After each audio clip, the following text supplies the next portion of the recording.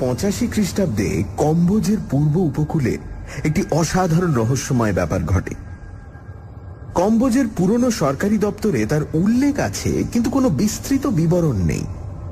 1880 খ্রিস্টাব্দ থেকে কম্বোজের পূর্ব উপকূলে ভয়ানক জলদস্যুর উৎপাত আরম্ভ হয়। কম্বোজের জল পুলিশ, নৌসেনা প্রাণপণ চেষ্টা করেও তাদের দমন করতে পারে না। দমন করা দূরে থাক, তাদের সন্ধান পর্যন্ত পায় না। কোথা থেকে যে সিন্ধু শকুনের মতোই জলদস্যুদের বেগবান ছোট জাহাজগুলি এসে বড় বড় বাণিজ্য তরীর ধনসম্পদ লুটে নিয়ে যেত, কম্বোজের যুদ্ধ তরীগুলি কিছুই বুঝে উঠতে পারত না। কম্বোজের সমস্ত কড়া পাহারা এড়িয়ে কর্মচারীদের চোখে ধুলো দিয়ে এই জলদস্যুর দল এমন অনায়াসে তাদের কাজ হাসিল করে যেত যে শেষে তারা মানুষ নয় এমনই একটা জনপ্রবাদ সমস্ত কম্বোজের অশিক্ষিত মাঝি মাল্লাদের ভেতরে রটে গেল। বাণিজ্য তরীর জন্য মাঝি মাল্লা পাওয়া ক্রমে দুষ্কর হয়ে উঠল। তারা মানুষের বিরুদ্ধে লড়ে জান দিতে প্রস্তুত, কিন্তু দেবতাদের বিরুদ্ধে তারা কি করতে পারে, এই হলো তাদের বুলি। পূর্ব উপকূলের ব্যবসা বাণিজ্য একরকম বন্ধ। উপরওয়ালাদের তাড়া খেয়ে পুলিশ ও নৌসেনা মরিয়া হয়ে জলদস্যু দমনে লেগে গেল, কিন্তু কিছুই হলো না।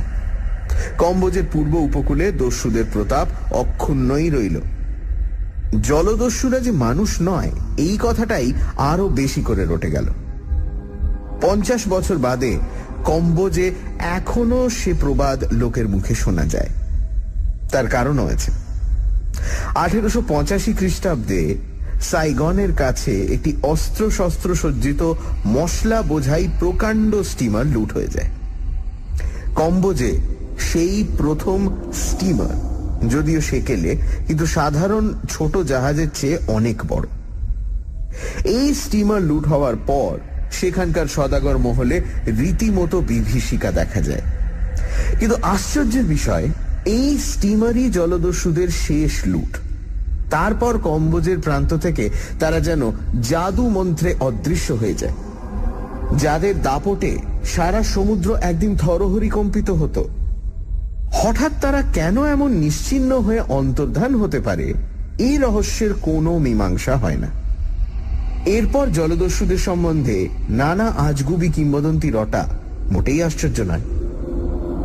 কম্বোজের সরকারি দপ্তরে এই রহস্যময় ব্যাপারের উল্লেখ আছে, কিন্তু কেমন করে তারা লোপ হয়ে গেল, এ প্রশ্নের কোনো উত্তর নেই। যে সমস্যার কথাই কখনো শুনিনি, সুদূর বাংলাদেশের একটি শহরে বসে তার সমাধান জানতে পারবো, এ কথা কে ভেবেছিল? যেরকম সামান্য ব্যাপারের ভেতর দিয়ে এই রহস্যের কথা জানতে পারি, তা ভাবলে এখনো বিস্ময় লাগে। সুধীরদের বাড়ি সেদিন সকালে নিমন্ত্রণ ছিল। এমন নিমন্ত্রণ তাদের বাড়ি প্রায়ই হয়, কিন্তু সেদিন একটি বিশেষ উপলক্ষও ছিল। সুধীরের জ্যাঠামশাই সুদূর সুমাত্রায় ডাক্তারি করতেন। বহুদিন বাদে সেখানকার কাজ ছেড়ে দিয়ে দেশে ফিরে এসেছেন, সেই উপলক্ষেই খাওয়ার আয়োজন। এ কয়েকদিন স্কুলে ও স্কুলের বাইরে সুধীরের মুখে তার জ্যাঠামশাইয়ের কথা ছাড়া আর কোনো কথা ছিল না। 70 বছরের বৃদ্ধের এমন কি অসাধারণত্ব থাকতে পারে যাতে একটি কিশোরের মন মুগ্ধ হয়ে যায়, এতদিন বুঝতে পারিনি। কিন্তু বঙ্কিমবাবুকে দেখা মাত্র সে প্রশ্নের উত্তর পেয়ে গেলাম। বৃদ্ধ সত্যি অসাধারণ। প্রথমত, বাঙালির ভেতর অমন চেহারাই দুর্লভ। 70 বছর বয়স যে তার হয়েছে, এ কথা তিনি নিজে না বললে বিশ্বাস করাই কঠিন। দীর্ঘ বলিষ্ঠ দেহ, মুখে বয়সের চিহ্ন আছে বটে, কিন্তু বার্ধক্যে জীর্ণতার পরিচয় নেই। গাম্ভীর্য দূরে থাক, মুখে বালকের কৌতুকের হাসিটি লেগেই আছে। ছোট ছেলে মেয়েদের সঙ্গে অত্যন্ত সহজে মিশে যাবার দেখলাম তার অসাধারণ ক্ষমতা। তার জীবনের বিবরণ যা শুনলাম তাও অদ্ভুত। অত্যন্ত ডানপিটে দুরন্ত ছিলেন ছেলেবেলায়, সেই জন্য তাকে নানান রকম শাস্তি ঘরে বাইরে সহ্য করতে হয়েছে। স্কুল থেকে একবার কি কারণে বিতাড়িত হয়ে তিনি আর লজ্জায় বাড়ি ফেরেননি। বহুদিন পর্যন্ত তার খবর না পেয়ে সকলে তার জীবনের আশা পর্যন্ত ত্যাগ করেছিল। অবশেষে একদিন বিলেতের ডাকে তার বাবার নামে একটি চিঠি এসে হাজির। চিঠি খুলে তিনি তো অবাক। যে ছেলে স্কুলে কোনো রকমে প্রমোশন পাবে কি না বছরের শেষে সেই দুশ্চিন্তায় তাকে রাতের পর রাত অনিদ্রায় কাটাতে হতো, বিলেত গিয়ে সে সেখানকার প্রবেশিকার বেড়া উতরে একেবারে মেডিকেল কলেজে গিয়ে ভর্তি হয়েছে। শুধু ভর্তি হয়নি, সেখানে পড়াশোনায় দস্তুর মতো কৃতিত্ব দেখিয়ে সে শিক্ষকদের বিশেষ প্রশংসা লাভ করেছে। তারপর সেখানকার মেডিকেল কলেজ থেকে সসম্মানে পাশ হয়ে দেশে ফিরে আসেন। কিন্তু ঘরে বসে থাকা তার ধাতে সইবে কেন? কিছুদিন বাদেই সুমাত্রার কাছে একটি বড় হাসপাতালের ভার পেয়ে তিনি আবার সাগরে পাড়ি দিলেন। সেই বিদেশেই তার সমস্ত জীবন কেটেছে। এই বৃদ্ধ বয়সে সে কাজ থেকে অবসর গ্রহণ করে তিনি দেশে শেষ জীবন কাটাবার জন্য ফিরেছেন। এই বিবরণ শুনেই তখন বিস্মিত হয়েছিলাম। জানতাম না যে তার জীবনে এমন ঘটনা ঘটেছে যার কাছে এই সমস্ত ব্যাপার নিতান্ত তুচ্ছ, সাধারণ। সকলে একসঙ্গে খেতে বসেছিলাম। সুধীরের জ্যাঠামশাই নানান রকম মজার গল্প করে খাওয়ার আসর জমিয়ে রেখেছিলেন। সুমাত্রার লোকেদের একরকম অদ্ভুত নিয়মের কথা বলছেন। এমন সময় হঠাৎ প্লেটের দিকে চেয়ে তার মুখ যেন বিবর্ণ হয়ে গেল। ব্যস্ত সমস্ত হয়ে বললেন, না না, ও আমি খাই না, ও কাঁকড়া তুলে নিয়ে যাও। আমরা তার মুখ দেখে চুপ করেছিলাম। সুধীর তার পাশে বসেছিল, অত লক্ষ্য করেনি। বললে, কেন জ্যাঠাবাবু, এই বুঝি আপনার দাঁতের জোর? কাঁকড়ার দাঁড়া চিবোতে পেছিয়ে যাচ্ছেন? বঙ্কিমবাবু একটু হাসবার চেষ্টা করে বললেন, দাঁতের জোর ঠিক আছে রে, কিন্তু ও কাঁকড়া দেখলে আমার সমস্ত শরীর কেমন করতে থাকে। তারপর উঠে পড়ে বললেন, আমার খাওয়া হয়ে গেছে বাবু, বুড়ো মানুষ, বসে থাকতে পারলুম না, কিছু মনে করো না জানো। খাওয়া তার তখনও হয়নি। আমরা সবাই সত্যি অবাক হয়ে গিয়েছিলাম। সুধীরের বাবা ছুটে এসে বললেন, ও কি দাদা, কিছু না খেয়ে উঠে পড়লে যে? হয়েছে হয়েছে, আমার খাওয়া হয়ে গেছে, এখন কি আর আগের মতো খেতে পারি? বলে বঙ্কিমবাবু এত তাড়াতাড়ি চলে গেলেন যেন এ ঘরে তার দম বন্ধ হয়ে আসছে। কাঁকড়া পাতে দেওয়ার পর এ কি হলো আমরা বুঝতে না পেরে থ হয়ে রইলাম। দুপুরবেলা বাইরের ঘরে বসে সুধীর বলল, কেন খেলেন না আপনাকে বলতেই হবে জ্যাঠাবাবু। দু একবার এড়াবার চেষ্টা করে বঙ্কিমবাবু অবশেষে একটু হেসে বললেন, আসলে কাঁকড়া দেখলেই আমার অজ্ঞান হবার মতো হয়, তাই না উঠে পারলাম না। কেন জ্যাঠাবাবু? সুধীর অমনি ছাড়বার ছেলে নয়। খানিক চুপ করে বঙ্কিমবাবু বললেন, তবে শোন, কিন্তু শেষকালে আমাকে পাগল ভাবিসনি যেন। এই ভয়ে পৃথিবীর কাউকে কথা আজও জানায়নি। মানুষের স্বভাব ভারী মজার। এত বড় আশ্চর্য দুনিয়ায় বাস করেও অত্যন্ত সাধারণ ব্যাপার ছাড়া আর কিছুই বিশ্বাস করতে চায় না। বঙ্কিমবাবু গড়গড়ার নলটি একধারে সরিয়ে রেখে আবার বললেন, তোরা বড়জন মনে করবি বুড়োর বিমরতি হয়েছে, তা বুড়ো হলে অমন হয়। এককালে এই গল্প বললে হয়তো আমার চাকরি, মান, সম্ভ্রম সব যেত। মানুষের অসাধারণের ওপর এমনই অবিশ্বাস। এইবার গল্প শুরু হলো। বঙ্কিমবাবু বলতে লাগলেন 50 বছর আগের কথা। সুমাত্রায় তখন বছর কয়েক চাকরি করেছি। এমন সময় সেখানে ভয়ানক কাণ্ড শুরু হলো। সুমাত্রায় তখন বসন্তের টিকে দেবার বীজ পাওয়া দুষ্কর ছিল। শুনলাম সাইগনে একজন ফরাসি ডাক্তার নিজে পরীক্ষাগার করে টিকার বীজ তৈরি করছেন। সেই টিকার বীজ ভালো হলে তাই কিনে আনবো বলে সাইগনে গেলাম। সাইগনে কয়েকদিন থেকে টিকার বীজ সংগ্রহ করে আবার সুমাত্রায় ফেরবার আয়োজন করবার সময় ভয়ানক বিপদে পড়লাম।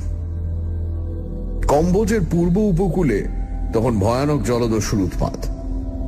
আসবার সময় সুমাত্রার মাঝিমাল্লারা তেমন ভয় পায়নি, কারণ সুমাত্রায় এই জলদস্যুদের সম্বন্ধে বেশি গুজব পৌঁছয়নি। কিন্তু সাইগনে কয়েকদিন থেকে নানা কথা শুনে ইতিমধ্যে ভড়কে গিয়েছিল তারা।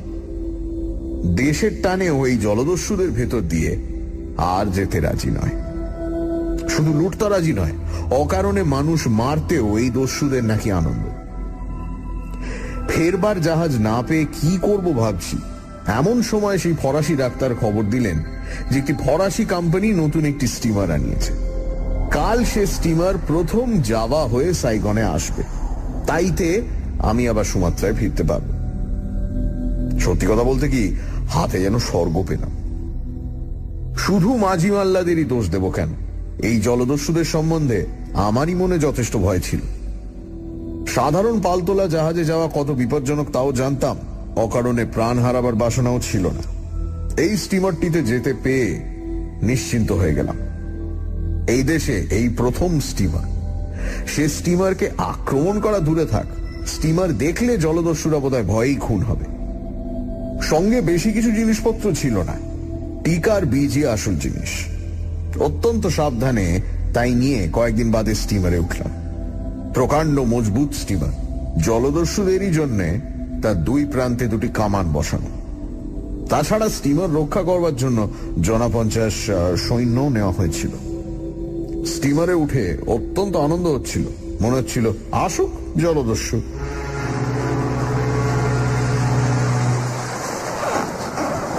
সকালে স্টিমার ছেড়ে সন্ধ্যায় যখন মাঝ সমুদ্রে পাড়ি দিচ্ছে, তখনও পর্যন্ত জলদস্যুদের কোনো চিহ্ন দেখা গেল না বলে একটু হতাশ যেন হলাম। জলদস্যুদের মজাটা একবার টের পাইয়ে দেওয়ার সুবিধে হলো না বলে। কিন্তু জলদস্যুরা এলো। রাত তখন বেশি না, চারিদিক অন্ধকার। হঠাৎ স্টিমারের প্যাডেলের গম্ভীর আওয়াজ ছাপিয়ে স্টিমারের তীক্ষ্ণ হুইসেল শোনা গেল। পর মুহূর্তে স্টিমারের ইঞ্জিন থেমে গেল। ব্যাপার কি? যাত্রীরা সবাই সামনের ডেকে গিয়ে ভিড় করলাম। ক্যাপ্টেন শশব্যস্ত হয়ে ঘুরে বেড়াচ্ছেন, সৈন্যরা কামান বন্দুক বাগিয়ে ঠিক হয়ে আছে। সামনে বহু দূরে গুটি কতক আলো দেখা যাচ্ছে। শুনলাম আলো আর কিছু নয়, জলদস্যু নৌবহরের।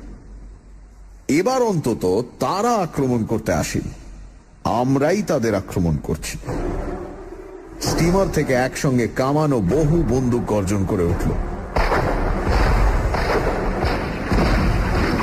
জলদস্যুরা আমাদের এতক্ষণ দেখতে পায়নি বলেই মনে হল, কারণ দেখা মাত্র টপ টপ করে নৌকো সব আলো নিভিয়ে ফেলল। কিন্তু আমাদের ক্যাপ্টেন ছাড়বার পাত্র নন, বললেন অন্ধকারেই গুলি চালাও। তখন সার্চ লাইট বলে কিছু ছিল না, থাকলে আমাদের অমন সর্বনাশ বোধহয় হতো না। অন্ধকারই গুলি চলতে লাগে। জলদস্যুদের ছোট জাহাজগুলিতে মাঝে মাঝে কোথাও কোথাও আলো জ্বলে ওঠে। আমাদের স্টিমার তাই দেখেই তাকে ধাওয়া করে আর গুলি চালায়। ক্যাপ্টেন বলছেন শুনতে পেলাম, আজ আর রেহাই দেওয়া নেই, ভীমরুলের চাক ভেঙে তবে ছাড়ব। স্টিমার ক্রমশ তাদের ছোট জাহাজগুলির বরাবর এসে পড়ছিল। অন্ধকারেও অস্পষ্টভাবে ছোট জাহাজগুলোকে দেখা যাচ্ছিল। এমন সময় হঠাৎ সবাই স্টিমারের ওপর উপুর হয়ে পড়ে গেল। তার সঙ্গে ভয়ঙ্কর আওয়াজ। প্রকাণ্ড স্টিমারটা যেন মর্মান্তিকভাবে আহত হয়ে কেঁপে উঠল। স্টিমার চোরা পাহাড়ে ঠেকে গেছে। ক্যাপ্টেনও পড়ে গিয়েছিলেন। উঠে পড়ে উন্মত্তের মতো তিনি ছুটে গিয়ে তাড়াতাড়ি ইঞ্জিন থামিয়ে দিলেন, কিন্তু তখন আর উপায় নেই।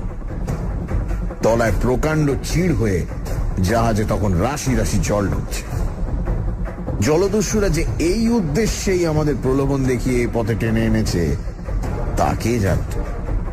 স্টিমার ঠেকে যাওয়ার সঙ্গে সঙ্গে যে ভয়ঙ্কর ব্যাপার শুরু হলো তার আর বর্ণনা হয় না।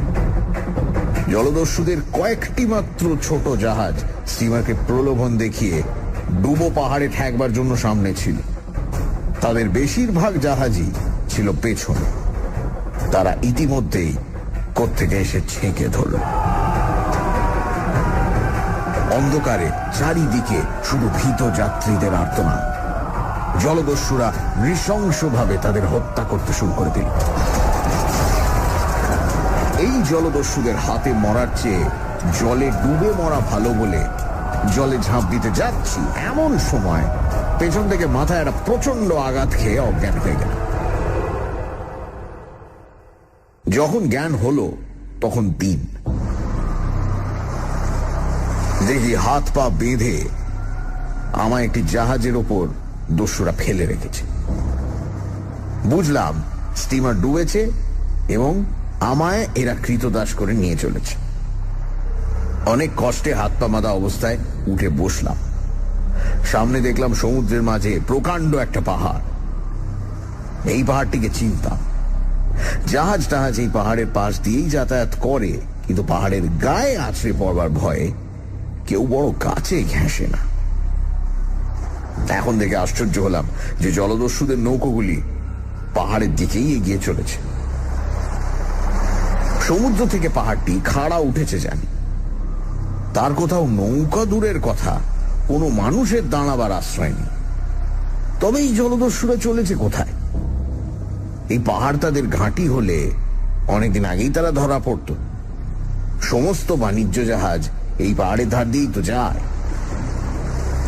পাহাড়ের কাছে পৌঁছে কিন্তু জলদস্যুদের আড্ডার রহস্য অনেকটা পরিষ্কার হয়ে গেল। পাহাড়ের চার ধারে কোথাও দাঁড়াবার জায়গা না থাকলেও এক ধারে এটি খুব সরু গুহা পথ রয়েছে। সমুদ্রের জল তার ভেতর দিয়ে চলে গেছে। আমাদের জাহাজটি ক্রমশ এগিয়ে এসে তার ভেতর ঢোকা মাত্র সব অন্ধকার হয়ে গেল। গুহাপথটি বেশি চওড়া নয়। আমাদের জাহাজ অতি কষ্টে তার ভেতর দিয়ে যাচ্ছে বুঝলাম, কিন্তু কোথায় যাচ্ছে? Sunday suspense. সানডে সাসপেন্সে আজ প্রেমেন্দ্র মিত্র লেখা করাল কর্কট।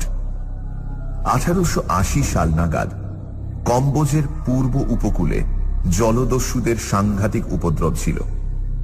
1880 থেকে 1885 পর্যন্ত এই জলদস্যুরা সমস্ত বড় জাহাজ আক্রমণ করে প্রচুর লুটপাট করত।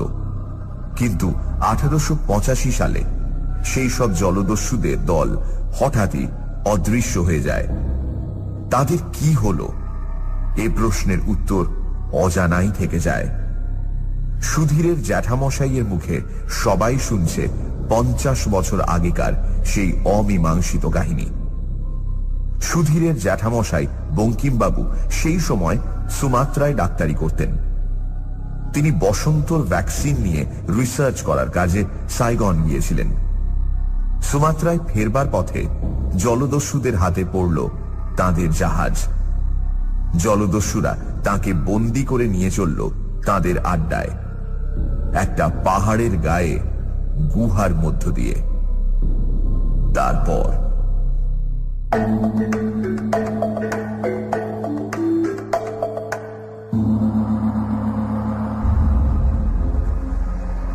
অন্ধকারে এমন প্রায় মিনিট 10 কাটল এবং তারপর চারিদিক পরিষ্কার হয়ে গেল।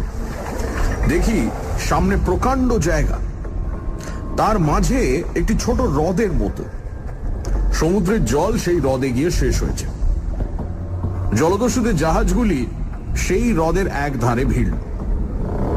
সমুদ্রের পাহাড়ের মাঝখানে এমন স্থান ছিল কে জানতো? এইখানে মানুষের অগোচরে জলদস্যুরা নির্ভয়ে তাদের লুট করা মাল সঞ্চয় করে বসবাস করে। আমায় ধরে জাহাজ থেকে নামিয়ে দেওয়ার পর দেখলাম আমার মতো আরো অনেককে তারা বন্দি করে এনেছে তাদের দাসবৃত্তি করার জন্য। এরপর আমাদের যে জীবন শুরু হলো তার দুঃখ আর বলে শেষ করা যায় না। মানুষ যেমন পিশাচ হতে পারে এই জলদস্যুদের দেখবার আগে তা কখনো কল্পনা করিনি। সারাদিন তাদের জন্য অকারণে হাড় ভাঙা খেটে ভালো করে একটু খাবার উপায়ও ছিল না আমাদের। চোখের সামনে তারা উন্মত্ত হয়ে সেই খাবার ফেলে ছড়িয়ে নষ্ট করত, কিন্তু আমাদের আধপেটা খাওয়াও তাদের সহ্য হতো না। সারাদিনের পর একটিবার মাত্র দাসদের অত্যন্ত কদর্য আহার মিলত। সেই কদর্য খাবার ও সুখে খাবার উপায় ছিল না। জলদস্যুদের তো লুট করা ছাড়া আর কাজ নেই। একজনের হয়তো ইচ্ছে হলো কৃতদাসদের নিয়ে একটু মজা করা যাক। খেতে বসেছি, হঠাৎ হাসতে হাসতে এসে লাথি মেরে সব খাবার ফেলে দিল। কুড়োতে গেলে আবার লাথি, প্রতিবাদ করতে গেলে একটি তরোয়ালের খোঁচায় ভবলীলা সাঙ্গ। কৃতদাসদের একজোট হয়ে বিদ্রোহ করারও উপায় ছিল না, কারণ প্রথমত আমরা অস্ত্রহীন, দ্বিতীয়ত আমাদের সকলের পায়ে বেড়ি। সেই বেড়ি নিয়েই আমাদের চলতে ফিরতে হতো। দিনের পর দিন এইভাবেই কেটে যাচ্ছিল। যে সাহেবী পোশাকে এসেছিলাম সেই পোশাকের আর পরিবর্তন হয়নি। সেটা ছিঁড়ে খুঁড়ে প্রায় কুটি কুটি হয়ে গিয়েছিল। সেদিকে নজরও আর ছিল না। একদিন কিন্তু সেই পোশাক থেকেই একটা জিনিস খুঁজে পেয়ে ক্ষণিকের জন্য উল্লসিত হয়ে উঠলাম। বসন্তের টিকার বীজ নিয়ে যেতে সাইগনে এসেছিলাম বলেছি। সে সমস্ত টিকার বীজের শিশি সমুদ্রের স্টিমারের সঙ্গেই ডুবেছিল, কিন্তু তার ভেতর একটি কবে দেখবার জন্য বার করে ভুলে ওয়েস্ট কোটের পকেটে রেখেছিলাম মনে নেই। ওপরে কোটটি একেবারে ছিঁড়ে যাওয়ায় একদিন খুলে ফেলে দিলাম। সেদিন ওয়েস্ট কোটের পকেটে হঠাৎ হাত দিয়ে সেই শিশিটা পেলাম। শিশিটি কিসের বুঝতে পেরে আমার আনন্দের সীমা রইল না। এতদিনকার অমানসিক অত্যাচারের এইবার শোধ নেব, মরুক এই পিশাচের দল। আমার কাছে যে টিকের বীজ ছিল তা শোধন করা নয়, সুমাত্রায় গিয়ে তা আমি শোধন করে ব্যবহার করব বলেই নিয়ে যাচ্ছিলাম। এই অশুদ্ধ বীজের এতটুকু একজন দস্যুর রক্তে মিশিয়ে দিলে যে মহামারী শুরু হবে তা থেকে কেউ বাঁচবে না। কিন্তু পর মুহূর্তেই বুকের ভেতর কেঁপে উঠল। উন্মত্তের মতো কি ভাবছি? হাজার হলেও আমি ডাক্তার, মানুষকে বাঁচানোই আমার ব্রত।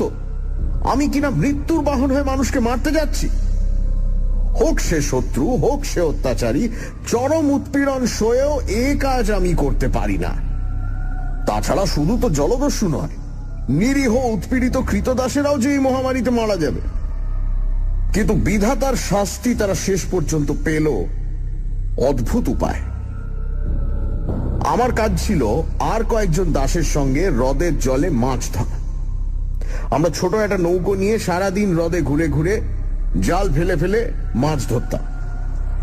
একদিন সকালে হঠাৎ প্রথম জাল তুলে অবাক হয়ে গেলাম।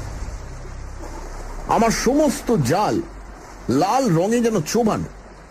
একটু নজর করে দেখে মনে হলো জালময় যেন ছোট ছোট লাল কাঁকড় উঠেছে, এবং পরক্ষণেই দেখলাম সেই কাঁকড় নড়তে শুরু করেছে।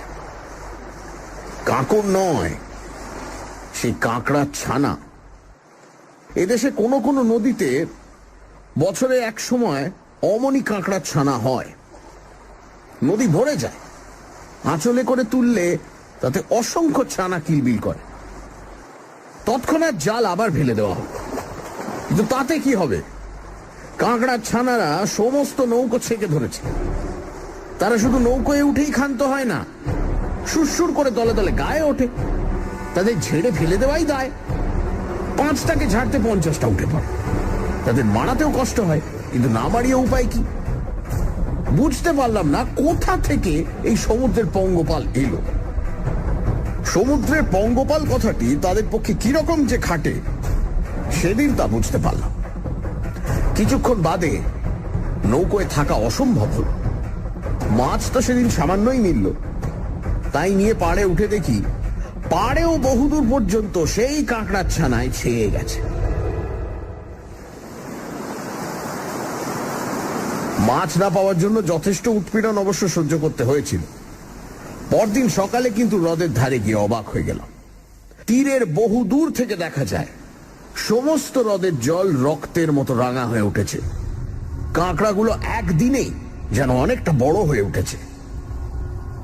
আমরা আগের দিন কাঁকড়ার জন্য মাছ ধরতে পারিনি বলে কৈফিয়ত দেওয়ায় একজন দস্যু আমাদের সঙ্গে আমাদের কথা সত্যি কিনা যাচাই করতে এসেছিল। আমাদের একজন সেই কাঁকড়া সমুদ্র দেখিয়ে বলল, কেমন, আমরা মিথ্যে কথা বলেছিলাম? ওই কাঁকড়ার ভেতর মাছ পাওয়া যায়। তার মুখে একটা ঘুষি মেরে দস্যু বলল, তাই ধরতে হবে। তাই ধরতে গেলাম, কিন্তু হ্রদে পৌঁছতে পারলে তো? তীরের ওপরেই কিলবিল করে কাঁকড়ার পাল গায়ের ওপর উঠতে থাকে। শুধু গায়ে ওঠে না, তারা বড় হওয়ার সঙ্গে সঙ্গে একটু কামড়াতে শিখেছে। কত তাদের গা থেকে ছেড়ে ফেলা যায়? খানিক দূর গিয়ে বাধ্য হয়ে ফিরলাম। যে দস্যু তদারক করতে এসেছিল এবারে সে কিন্তু কিছু বলল না। সত্যিকার বিপদ তার কয়েকদিন পর থেকে শুরু হলো। সকালবেলায় হঠাৎ কিসের কামড় খেয়ে ধর্মর করে উঠে বসলাম। আমাদের শোবার কোনো জায়গা ছিল না। মাঠের ওপর যেখানে সেখানে গরু ঘোড়ার মতো আমরা শুয়ে থাকতাম। উঠে দেখি চিতি কাঁকড়ার আকারে একটা লাল কাঁকড়া সজোরে দাঁড়া দিয়ে পায়ের একটা আঙুল কামড়ে ধরেছে। আশেপাশে আরো বিস্তর কাঁকড়া ছুড়ে বেড়াচ্ছে। অনেক কষ্টে সে কাঁকড়াটাকে পা থেকে ছাড়িয়ে উঠে দাঁড়ালো। এই কয়েকদিনের মধ্যে কাঁকড়ারা আকারে দ্বিগুণ হয়ে এত দূর পর্যন্ত এগিয়ে এসেছে দেখে সত্যি অবাক হয়ে গেছিলাম। চারিদিকেই কাঁকড়ার পাল। এমন অদ্ভুত ব্যাপারের কথা কখনো শুনিনি বা পড়ি। প্রকৃতির নিয়মে সব নিম্ন শ্রেণীর প্রাণীরই প্রথমে এইরকম বংশবৃদ্ধি হয়, কিন্তু শেষ পর্যন্ত অধিকাংশই মারা যায়। না গেলে পৃথিবীতে মানুষ বাস করা অসম্ভব হতো। দস্যুদের দেখলাম একটা নতুন খেলা জুটেছে, কাঁকড়া মারা। তারা বড় বড় লাঠি নিয়ে কাঁকড়া মেরে বেড়াচ্ছিল। বিকেলের দিকে তাদেরও প্রাণে ভয় না হোক দুশ্চিন্তা দেখা দিল। এই কাঁকড়ার পাল না গেলে রাত্রিরে শোয়ার জায়গা তো মিলবে না। হ্রদ থেকে পালে পালে এসে তারা যেখানে যা কিছু আছে সব অধিকার করে ফেলেছিল। দস্যুদের প্রকাণ্ড ভাড়ার ঘরের চারধারে 25 জন দাস শুধু কাঁকড়া মারবার জন্যই মোতায়েন করে রাখা হয়েছিল, কিন্তু তারাও হয়রান হয়ে পড়েছিল। ক্রমাগত মেরে মেরে একদল ক্লান্ত হয়ে গেলে আর একদল তাদের জায়গা নিচ্ছিল। কিন্তু এত চেষ্টা সত্ত্বেও কাঁকড়ার পালের ভাড়ারে ঢোকা বন্ধ করা গেল না। রাত্রে কোথায় শোয়া হবে সেই হলো সবচেয়ে বড় সমস্যা। সমস্ত পাহাড় ঘেরা দ্বীপ কাঁকড়ায় ছেয়ে গেছে। সে দ্বীপে যা কিছু আহার্য ছিল তা প্রায় শেষ করে ফেলে ক্ষুধার জ্বালায় তারা উন্মত্ত হয়ে উঠেছে বুঝতে পারলাম। আমরা যে তাদের ভক্ষ্য নয় এ কথা তাদের বোঝানো ক্রমশ কঠিন হয়ে পড়ছিল। সে রাত্রে আর কৃতদাসে প্রভুতে প্রভেদ রইল না। সবাই যে যার দেহ বাঁচিয়ে আশ্রয় খুঁজতে ব্যস্ত। অনেক কষ্টে একটুখানি পরিষ্কার জায়গা পেয়ে শুয়ে একটুখানি ঘুমোতে না ঘুমোতেই কাঁকড়ার কামড়ে অস্থির হয়ে জেগে উঠতে হয়। সে কাঁকড়া শক্ত দাঁড়া আবার না ভাঙলে ছাড়াবার উপায় নেই। সারা রাত এমনই পাগল হয়ে সকালবেলা যে ব্যাপার দেখলাম তাতে সমস্ত রক্ত জল হয়ে উঠল ভয়। একজন দস্যু অনেক রাত্রে অত্যন্ত মদ খেয়ে মাতাল হয়ে বুঝি অজ্ঞান হয়ে পড়েছিল। কাঁকড়ারা তার রক্তাক্ত কঙ্কালটি ছাড়া আর কিচ্ছু অবশিষ্ট রাখেনি। সকাল হলেও বিপদ বাড়ল বই কমল না। আগে শোয়ার জায়গা খুঁজে পাওয়া দুষ্কর হয়েছিল, এদিন দাঁড়িয়ে থাকাই দুষ্কর হয়ে উঠল। সমস্ত দ্বীপ রাঙা হয়ে গেছে কাঁকড়ায়। তারা পাহাড়ে পর্যন্ত ক্ষুধার জ্বালায় গিয়ে উঠেছে। স্থির হয়ে কোথাও দাঁড়াবার উপায় নেই। অনবরত গা ঝেড়ে চলে না বেড়ালে তারা কামড় দেবেই। একটি নয়, একসঙ্গে 50টি। সেদিন যে কিভাবে গেল ভালো করে স্মরণও নেই। আহার নেই, নিদ্রা নেই, সারাদিন ছুটে বেড়াচ্ছে। কাঁকড়া মেরে মেরে হাত পা অবশ হয়ে গেছে, আর হাতে লাঠি নাড়াতেও ইচ্ছে করছে না। কোন রকমে একটু নড়ে বেড়াবার শক্তিটুকু আছে। সমস্ত দ্বীপে বড় কোনো গাছ নেই, থাকলেও এই কাঁকড়াদের হাত থেকে নিস্তার পেতাম না। সন্ধ্যার সময় পায়ের একটা আঙুল কাটা গেল। কাঁকড়াটাকে লাঠির বাড়ি মেরে গুঁড়িয়ে ছাড়ালাম, কিন্তু তার দাঁড়া ততক্ষণ জম্পেশ হয়ে পায়ে বসেছিল। আগের রাত্রে মশাল জ্বালা হয়েছিল, এ রাত্রে সমস্ত অন্ধকার। কে মশাল জ্বালবে, কে কোথায় আছে তারই খোঁজ হয় না।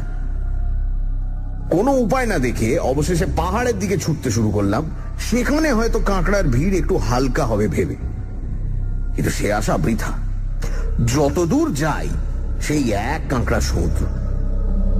তবু যতক্ষণ প্রাণ আছে ততক্ষণ জুজবই মনে করে এগিয়ে চললাম। এ ধারে পাহাড় ঢালু হয়ে উঠেছিল, তার গা ময় সেই কাঁকড়ার লাল ছোপ। অনেক ওপরে উঠলে হয়তো নিষ্কৃতি পেতে পারি মনে করে ক্লান্ত পায়ে টেনে টেনে চলতে লাগলাম। পাহাড়ের গায়ে নানা জায়গায় ছোট ছোট গুহা। ওরই একটির মধ্যে শুয়ে নিশ্চিন্ত মনে মরতে পারলেও যেন সুখ পাই মনে হচ্ছিল। হঠাৎ একটা কথা মনে পড়ে চমকে উঠলাম। এতক্ষণ এই কথাটি মনে পড়েনি, এমনই আমি নির্বোধ। পাহাড়ের গায়ে অজস্র শুকনো ঘাস রয়েছে। এটি ছোট গুহা বেছে তার ভেতর থেকে কাঁকড়া তাড়িয়ে যদি গুহা মুখে এই শুকনো ঘাস জড়ো করে আগুন করতে পারি, তাহলে তো কাঁকড়া ঢুকতে পারবে না। জানি সে ক্ষণিকের নিষ্কৃতি, বরাবর তো সে আগুন বজায় রাখার মতো ঘাস জোগাড় করতে আমি পারবো না, কিন্তু শেষ পর্যন্ত কাঁকড়ারা ঢুকবেই। কিন্তু তবু কিছুক্ষণের জন্য তো নিশ্চিন্ত হয়ে ঘুমোতে পারবো, তারপর আসুক মৃত্যু। সেই আশায় যেন নতুন বল পেয়ে উন্মত্তের মতো শুকনো ঘাস সংগ্রহ করে ছোট্ট একটা গুহা খুঁজে তার মুখে জড়ো করতে লাগলাম। এই ছোট গুহার ভেতরেও কাঁকড়ারা ঢুকেছে, কিন্তু চেষ্টা করলে তাদের মেরে গুহাটি নিরাপদ করা বোধহয় যেতে পারে। অবশ্য যদি বাইরে থেকে নতুন কাঁকড়া আর না ঢোকে তাহলে। ঘাস সংগ্রহ প্রায় শেষ হয়েছে। অন্তত 4-5 ঘন্টা সে ঘাসের আগুন বেশ জ্বলতে পারবে বুঝে গুহার ভেতর ঢুকতে যাব, এমন সময় মাথা ঘুরে গুহার মুখেই ঘাসের ওপর মুখ গুঁজে পড়ে গেলাম। তৎক্ষণাৎ কোমরের ওপর প্রচন্ড একটা কামড় অনুভব করলাম। সঙ্গে সঙ্গে মড়মড় করে কি যেন ভেঙে গেল এবং তারও একটি অংশ দেহে ফুটলো বুঝতে পারলাম। এক খামচা পেটের কাছে মাংস সমেত কাঁকড়াটাকে যখন ছাড়িয়ে ছুঁড়ে ফেলে দিলাম, তখন মনে পড়ল ওয়েস্ট কোটের পকেটে পিকার বীজের শিশি ছিল, সেইটাই ভেঙেছে। সে নিয়ে তো তখন মাথা ঘামাবার সময় নেই। তাড়াতাড়ি গুহায় ঢুকে অনেক কষ্টে পাথর ঠুকে আগুন জেলে গুহার মুখে শুকনো ঘাস ধরালাম। ধীরে ধীরে গুহার মুখে আগুনের বেড়া তৈরি হয়ে গেল। বেড়া ডিঙিয়ে কাঁকড়ারা আর ঢুকতে পারবে না। এইবার ভেতরে কাঁকড়া মারায় মন দিলাম। হাত আর চলে না, তবু প্রাণপণে 8 ঘন্টা চেষ্টার পর গুহার ভেতরটা নিরাপদ করা গেল। তখন আর দেহের সার ছিল না। কাঠের মতো পড়ে কখন যে ঘুমিয়ে পড়েছি মনেই নেই। উঠে দেখলাম গুহার দরজার আগুন নিভে গেলেও ভেতরে তার ছিল। দেখলাম বাইরে কাঁকড়া গিজগিজ করলেও ভেতরে তারা ঢুকতে পারছে না। গুহার ভেতরে যে শুকনো ঘাস অবশিষ্ট ছিল তাই দিয়ে আবার কষ্ট করে আগুন জ্বাললাম। আগুন আর বড় জোর 2-1 ঘন্টা আমায় বাঁচাতে পারে, তবু সেইটুকুই যথেষ্ট। সমস্ত শরীরে ভয়ঙ্কর উত্তাপ ও বেদনা বোধ করছিলাম। বেদনা হওয়া আশ্চর্য নয়, সমস্ত দেহ অসাড় হয়নি এই আশ্চর্য। কিন্তু গায়ে আমার এসব কি? ঘাসগুলো বেশ ভালো করে জ্বলে ওঠা মাত্র নিজের গায়ের দিকে চেয়ে কেঁপে উঠলাম। আমার সর্বাঙ্গে বসন্তের গুটি বেরিয়েছে। বুঝলাম যে বীজে একদিন দস্যুদের মারবার কল্পনা করেছিলাম তাই ভাঙা শিশি দিয়ে আমার গায়ে ঢুকে এই রোগের সৃষ্টি করেছে। প্রথমটা ভয় হচ্ছিল, শেষে মনে হলো তাতে আর কি, মরতে তো হতোই। বেশিক্ষণ জ্ঞানও রইল না। জ্বরের ঘোরে খানিক বাদে বেহুশ হয়ে পড়লাম। কদিন যে কি অবস্থায় কেটেছিল জানি না। রোগের মধ্যে কি করেছি না করেছি তাও মনে নেই। সেবার যদি মরতাম কোনো কষ্ট পেতে হতো না, আমার জ্ঞান ছিল না। একদিন সকালে হঠাৎ চোখ খুলে মাথা পরিষ্কার হয়ে গেল। দেহ অত্যন্ত দুর্বল, নড়তে কষ্ট হয়, তবু কেমন যেন ভালো মনে হচ্ছিল। চেষ্টা করে উঠে বসলাম। তারপরেই মনে পড়ল সব কথা। কোথায় সে কাঁকড়ার পাল? গুহা মুখে চেয়ে অবাক হয়ে গেলাম। সেখানে মরা কাঁকড়ার খোলা স্তূপাকার হয়ে আছে। গুহা মুখে অতি কষ্টে দাঁড়িয়ে দেখলাম চারিদিকে স্তূপাকার মরা কাঁকড়ার খোলা। দুর্বল দেহেও প্রাণ রক্ষার জন্য সব করতে হলো। কেমন করে সে পাহাড় থেকে গড়িয়ে নেমেছিলাম, কেমন করে আহার না পেলেও পাহাড়ের গর্তে গর্তে জমা বৃষ্টির জল খেয়ে প্রাণ বাঁচিয়েছিলাম, সেসব বর্ণনার দরকার নেই। খাবার জিনিসের অভাবে ঘাসের দানা খেয়ে থাকতাম। তখন বুঝেছিলাম মানুষ সব কিছু পারে। 3-4 বাদে শরীরে একটু বল পেলাম। পাহাড় ছাড়িয়ে ক্রমশ দস্যুদের বাসস্থানের দিকে অগ্রসর হতে লাগলাম। সেখানে যে ভয়াবহ দৃশ্য দেখলাম তা জীবনে ভুলতে পারবো না। চারধারে শুধু মরা কাঁকড়ার খোলা, আর তারই মাঝে মাঝে মানুষের কঙ্কাল।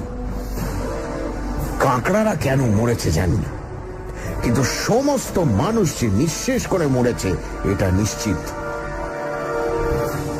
যে জলদস্যুর ভয়ে একদিন ওদিকে সাগরে যেতে মানুষের হৃদকম্প হতো, তারা এমনই করে নিঃশেষ হবে কে জানতো? এইখানেই আমার গল্প শেষ। সেই ভয়ঙ্কর দ্বীপ থেকে কেমন করে একটি নৌকোয় করে বাইরে এসেছিলাম, কেমন করে সেই পথে একটি বাণিজ্য তরী আমায় তুলে নিয়েছিল, সেই সব কথা বলবো না। এই অদ্ভুত কাহিনী অবশ্য কাউকে বলিনি। বললে তারা আমায় পাগলা গারদে না দিলেও চাকরিতে নিশ্চয়ই রাখতো না। তারা ভাবতো এরকম অদ্ভুত স্বপ্ন যে দিনে দুপুরে দেখতে পারে তার নিশ্চয়ই মাথা খারাপ। তাকে একটা হাসপাতালের কর্তা করে রাখা যায় না। তাদের বলেছিলাম যে স্টিমার ডোবার পরে আমি কোনো রকমে ভাসতে ভাসতে সেই পাহাড়ের গায়ে ঠেকি। সেইখানে আমায় একটি বাণিজ্য জাহাজ উদ্ধার করে। গল্প শেষ হয়ে গেলে সুধীর জিজ্ঞেস করল, আচ্ছা জ্যাঠাবাবু, কাঁকড়াগুলো কি করে মরল? তা ঠিক জানি না, তবে আমার একটা অনুমান আছে। কি জ্যাঠাবাবু? শুনলে তোরা হাসবি, তো বলি। সেই টিকার বীজ থেকেই কাঁকড়াদের ভেতর মহামারী হয়। আজকালকার কোনো কোনো বৈজ্ঞানিক প্রমাণ করেছেন যে মানুষের অধিকাংশ রোগ পশু পাখি এমনকি সমুদ্রের জীব